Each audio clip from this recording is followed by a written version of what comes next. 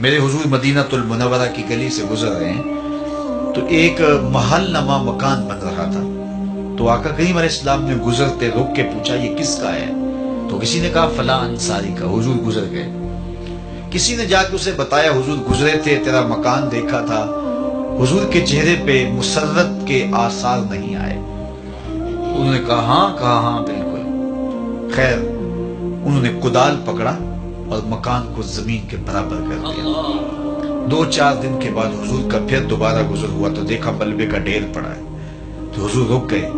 کہا بلاؤ انصاری کو. بلایا گیا. کہا میں گزرا تھا، تیرا مکان دیکھا تھا، کدھر گیا؟ عرض کی حضور میں نے گرا دیا. فرمایا کیوں؟ عرض کی سنا تھا آپ کو پسند نہیں، سنا تھا آپ کو پسند نہیں. میں اور آپ دیکھیں ہمارا کیا کیا حضور کو پسند نہیں. سر سے لے کر پاؤں تک، پیدائش سے لے کر کے موت تک، عقیقے ولیمے سے لے کر کے اپنے انداز تجارت تک، اپنی نجی زندگی سے لے کے انداز سیاست تک، ہمارا کیا کیا حضور کو پسند. ایک شخص بحرین سے آئے اور حضور سے انہوں نے سلام پیش کرنا چاہا. آقا نے اعراض کیا، رخ پھیر لیا. وہ سمجھے شاید اتفاقاً حضور نے رخ پھیرا ہے، تو جدھر رخ پھیرا تھا تو ادھر سے جا کے حضور کو پھر سلام کیا. تو آقا نے پھر رخ پھیر لیا. وہ سمجھ گئے کہ حضور ناراض ہیں. تو جو اصحاب تھے ان سے کہا کہ مجھے تو سمجھ نہیں کہ حضور کی ناراضگی کا سبب کیا ہے، تو کیا تم بتا سکتے ہو کہ حضور کیوں ناراض ہیں؟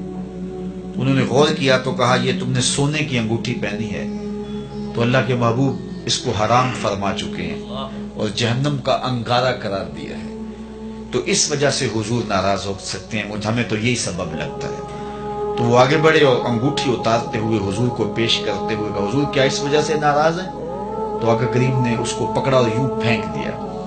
ناراضگی کی وجہ ختم ہو گئی.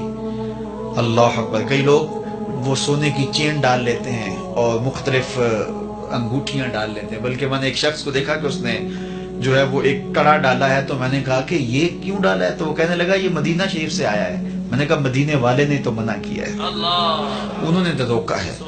تو حضور نے اس کو پھینک دیا. ناراضگی ختم ہو گئی. وہ بیٹھ گیا. مجلس جاری رہی، گفتگو چلتی رہی. جب مجلس اختتام کو پہنچی لوگ گھروں کو پلٹنے لگے تو وہ بھی پلٹا نا. تو کسی نے اشارہ دیا وہ انگوٹھی تو اٹھا لو. چلو تم نہیں پہن سکتے، تمہاری بیوی تو پہن سکتی ہے، قیمتی سونا ہے.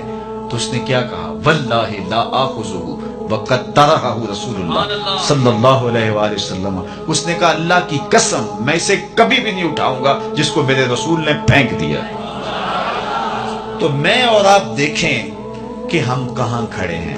اگر ان سے محبت کا دم بھرتے ہیں، ان سے پیار الفت کا رشتہ رکھتے ہیں تو پھر ہمارا طرز زندگی بتائیں. میرے استاد فرمایا کرتے تھے یہ نہ ہو کہ لوگ تمہیں پوچھے تم کون ہوتے ہو، تمہیں بتانا پڑے کہ ہم مسلمان ہوتے ہیں.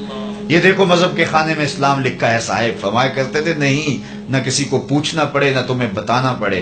تمہارا طرز زندگی، انداز معاشرت، تمہاری وضاحت، تمہارے انداز حیات، تمہارے تیور